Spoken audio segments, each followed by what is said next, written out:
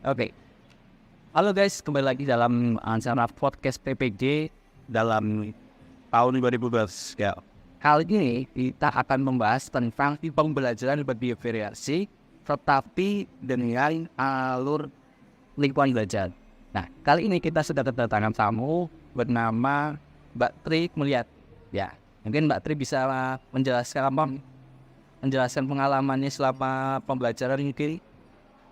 Oke, perkenalkan, saya Tri Mulyati, mahasiswa PPG Prajabatan gelombang 1 tahun 2023, di LPTK-nya di Universitas Pancasakti Tegal. Untuk pengalaman sebagai tenaga pendidik, saya mengajar di SD Negeri 01 Perhutani selama 2 tahun.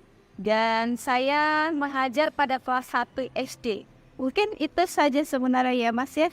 Berarti cukup lama sekali ya, karena 2 tahun beliau sudah mengajar dari SD berarti ya? Iya, saya mengajar di SD. Nah, mungkin Mbak Tri bisa menjelaskan tentang apa sih itu lingkungan pembelajar, karena banyak nih kasus-kasus yang membahas tentang mungkin anak pelajar ya yang terpengaruh atau apa. Mungkin bisa Mbak Tri bisa menjelaskan apa itu lingkungan belajar yang baik di sekolah hari ini. Menurut saya, lingkungan belajar itu suatu kondisi pengaruh serta rangsangan terhadap peserta didik tersebut dalam suatu Layanan lingkungannya. layanan lingkungan, iya, baik di sekolah maupun di luar sekolah ya, yang mempengaruhi dari Si peserta didik tersebut. Iya, jadi misal mungkin peserta didik ada yang mempunyai keragaman. Oh, ini gaya belajarnya seperti ini. Oh, ini karena lingkungan dari rumah dia orang tuanya sibuk bekerja. Akhirnya dia menjadi anak yang mandiri. Di sekolah pun nanti sikapnya dia seperti ini. Atau mungkin yang memang 24 jam ada yang ibunya full time di rumah, jadi anak itu benar-benar seperti kehilangan kesempatan untuk mencari perhatian. Iya, jadi ada perbedaan. Lingkungan belajar itu dipengaruhi beberapa hal. Mungkin salah satunya seperti itu. Apakah bisa ditangkap ya apa yang saya jelaskan tadi? Iya, mungkin banyak ya, mungkin dari faktor-faktornya mungkin dari internalnya, mungkin dari eksternalnya, ya dari internalnya mungkin dari rumahnya mungkin ya, mungkin dari orang tuanya, dari keluarga, mungkin lingkungan sosial dari mungkin tetangganya atau bagaimana itu juga bermain, ya itu mempengaruhi. Nanti dalam lingkungan pembelajarannya sendiri kan banyak kan untuk proses-prosesnya atau faktor yang penunjangnya.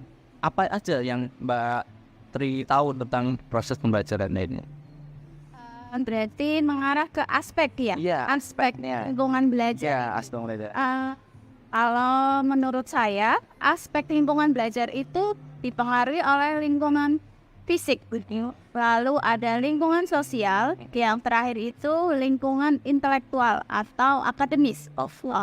Baik, untuk yang pertama tadi lingkungan sosial ya Mas ya.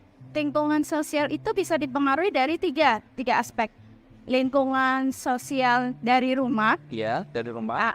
Bisa lingkungan sosial di sekolah, dan satu lagi bisa dipengaruhi oleh lingkungan sosial di masyarakat. Jadi lingkungan sosial itu bisa dibagi menjadi 3. Bisa lingkungan sosial yang di rumah, itu bisa orang tua. Lalu, mohon maaf tadi saya menyebutkan lingkungan sosial masyarakat. Di masyarakat. Mungkin bisa dengan kegiatan gotong royong antar masyarakat ini. Lalu ada kerja bakti, kita sebagai masyarakat yang baik, kita juga ikut berperan serta. Atau misal ada Karang Taruna, bisa ikut terlibatkan di situ. Jadi ada komunikasi antar masyarakat, menciptakan lingkungan yang baik. Karena nantinya kan akan berdampak juga. Ketika kita berbuat baik kepada masyarakat, kita berharapnya masyarakat pun juga akan memberikan feedback baik kepada kita. Ya, untuk lingkungan di sekolah itu bisa antar guru, antar siswa dengan siswa, ataupun dalam komunitas belajar di dalam lingkungan sekolah tersebut. Wow. Mungkin ya dalam lingkungan tadi ya udah dijelaskan antara lingkungan sekolah, lingkungan keluarga, dan lingkungan masyarakat, ya kan. Tapi dalam lapangannya sendiri, peserta kita tidak mungkin full ya. Full kan kita perhatikan, contoh kita sebagai seorang guru kan tidak mungkin full untuk memperhatikan kebutuhan dari si peserta itu sendiri. Nah, kira-kira dari Mbak Tri sendiri ini, mungkin dampak yang paling berpengaruh dalam proses pembelajaran ya di lingkungannya itu dampak yang lingkungan apa? Menurut saya, untuk dampak pembelajaran itu paling berdampak itu pada lingkungan keluarga menurut saya. Karena waktu anak bersama keluarga, khususnya mungkin ayah, ibu, itu lebih banyak keluarga. Kita berbicara pada sekolahan negeri aja ya, yang bisa dicakup oleh semua orang. Karena sekolah negeri itu kan dari biaya, dari segi ini, itu bisa Dipantau mungkin. bukan dipantau. Jadi masih bisa untuk segi biaya, masih bisa semuanya, masih bisa masuk. Kalau misal mungkin ada kan pengajaran sekolah yang sampai sore full day. Kalau full day kan, saya mungkin bapak ibu guru itu berperan penting karena waktu dari pagi sampai sore bersama dengan bapak ibu guru.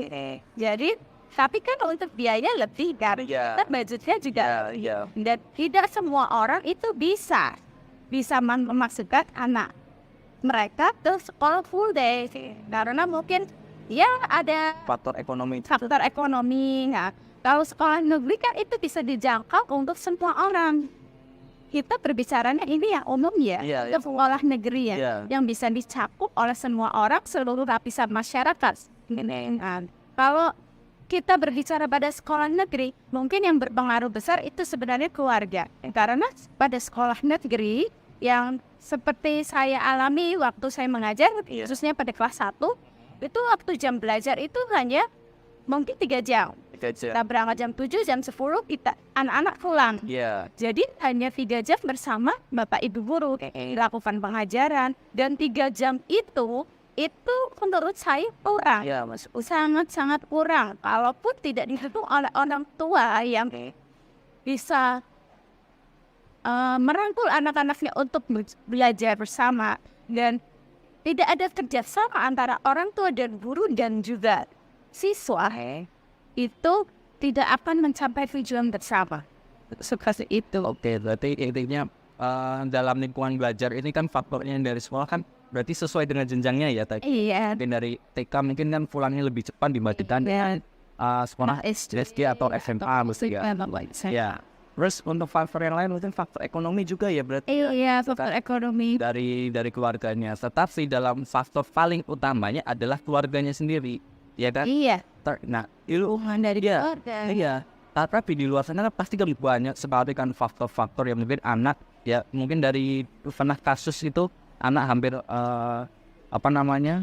membakar sekolah gitu kan, ya kan? Karena mungkin dari sisi lain itu dia kekurangan kasih sayang atau simpati dari keluarganya atau bagaimana, ya kan? Nah, kita kembali lagi dalam proses pembelajarannya dari lingkungannya. Nah, kalau dari lingkungan sosial tadi kan sekolah sudah ya, kita kembali ke lingkungan keluarganya. Nah, dari lingkungan keluarga apakah semua keluarga itu bisa menerapkan dalam pembelajarannya sendiri? Menurut saya, dari lingkungan keluarga itu semua keluarga bisa berperan turut andil dalam pembelajaran berdiferensiasi. Misalnya mungkin satu rumah itu ada ayah, ada ibu, ada kakek, ada nenek. Semuanya itu berperan serta karena dalam suatu keluarga itu pasti mempunyai pemikiran, anak saya, cucu saya harus baik dong. Jadi kita juga harus melakukan pengajaran yang baik terhadap anak tersebut. Kalau misal anak saya dididik seperti ini, kamu kalau misal keluar mau apa-apa di rumah orang, kita harus mengajarkan etika yang baik, bagaimana cara berkomunikasi dengan orang yang baik, sehingga feedbacknya ke kita pun juga justru baik. Iya, berarti untuk mengajarmu kayak nilai-nilai norma, buat. Berarti dasarnya dari lingkungan belajarnya adalah keluarga, tetapi dasarnya terkadang masih banyak yang belum berarti ya. Iya. Makanya kan banyak sekali di luar sana, mohon maaf, ada anak yang mau mencari perhatian pada dirinya, mereka dari rumahnya memang tidak dapat perhatiannya. Nah, dari Mbak Kli sendiri ya kan, dari proses pembelajarannya, dari feedback anaknya atau timbal balik anaknya bergurunya ya kan, pasti kan ada yang namanya komunitas-komunitas yang bisa atau menunjang dalam pembelajarannya. Nah, kira-kira dari Mbak Srinya ini sendiri, apakah ada komunitas-komunitas tertentu yang dapat menunjang pembelajaran? Komunitas. Ya, mungkin seperti les-lesan atau bagaimana? Oh iya. Untuk komunitas belajarnya pastinya diperlukan karena mungkin dari segi lingkungan dari rumah kan mungkin pendidikan dari orang tua juga berpengaruh. Misal orang tuanya hanya lulusan SMP, untuk saat anak tersebut sudah SMA, untuk mengajarkan seperti ini kan orang tua tidak paham untuk pembelajaran formal di sekolah ya. Makanya mungkin dapat tambahannya Mungkin dapat tambahan dari luar berupa komunitas belajar di kelas. Iya, Bimbingan belajar. Berarti ada orang lain yang membantu, tapi itu tidak kalah penting juga itu dari orang tua. Awalnya juga dari keluarga. Karena untuk belajar di luar pun kan kita harus mempunyai mungkin dari budget. Iya, budget. Tambah biaya juga. Biaya untuk itu. Tapi kembali lagi itu untuk kebaikan anak. Ya, mungkin dari komunitasnya. Mungkin saya pernah lihat ya dari luar negeri itu kan di Cina. Banyak sekali anak-anak, mungkin Korea Selatan kalau nggak salah, banyak sekali anak-anak yang terpengaruh oleh media sosial karena mereka takut. Ya kan, mereka takut gagal, makanya mereka dapat tambah jam belajar seperti les tadi, ya kan. Mungkin dari pagi sampai sore mereka belajar, lalu tambahannya lesnya sampai jam 9 atau jam 10 malam. Berarti ada faktor lain yang berpengaruh. Nggak mungkin kan pengaruhnya pasti kan baik semua, pasti kan ada pengaruh buruknya. Kira-kira Mbak, pengaruh buruknya apa ketika lingkungan yang berlebihan dalam proses pembelajaran untuk peserta didik? Pengaruh buruk. Iya. Menurut saya ini kan dari teman kalian. Teman, oke. Atau mungkin bisa terkurasnya energi anak. Iya, mungkin satu karena pengaruh teman juga bisa, lalu karena anak diforsir terlalu berat, itu belajar. Jadi mungkin otak dan kapasitas anak itu kurang. Sebenarnya belum mumpuni tapi dipaksakan. Jadi apa sesuatu yang masuk itu tidak maksimal. Iya. Oh, berarti itu.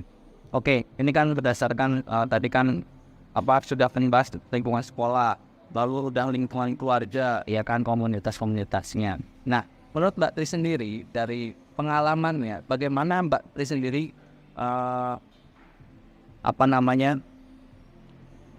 mengajarkan anak atau peserta didiknya agar mereka itu bisa mengerti apa yang Mbak Tri lakukan, atau apakah ada treatmentnya atau caranya Mbak Tri untuk memproses atau mengajarkan anak-anaknya itu sesuai dengan kemampuannya?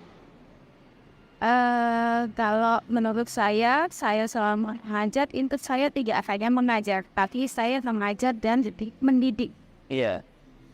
Kalau mengajar itu kan apa yang kita ajarkan di materi hanya kita sampaikan kepada anak didik. Kalau mendidik jadi kita juga mengajari sebenarnya sopan santun, tidak hanya materi aspek yang akan kita berikan, tapi berupa misal sopan santun anak, moralnya anak bisa disadari. Jadi misal kalau guru MC kan masih banyak anak didik misal masih kerupukin bubur. Nah iya. Nah dari situ kita bisa melihat kadang kita kayak curhat sombongan ya sama anak. Di rumah ngapain? Kadang kita nggak pengen tahu kesehatan orang tuanya mereka di rumah, tapi tiba-tiba mereka yang cerita sendiri. Sebenarnya tadi malu papa saya ini tadi. Padahal kita sebenarnya nggak pengen tahu, cuman anak itu yang akhirnya mengungkapkan. Dari situ kita bisa gali, oh berarti anak ini kita juga harus memberikan nasihat seperti ini. Berarti mungkin cara pengaturannya mungkin berdasarkan Mbak Tri yang lakukan, berarti sesuai dengan individu per individu anak berarti ya. Iya. Oke, ini dari podcast ini sedikit sekian dari podcast kali ini. Terima kasih Mbak Tri sudah bergabung dengan podcast kami. Semoga sukses selalu dan semoga ilmu yang Mbak Tri sampaikan ini bermanfaat untuk kedepannya. Oke, terima kasih dan terima kasih banyak. Assalamualaikum warahmatullahi wabarakatuh.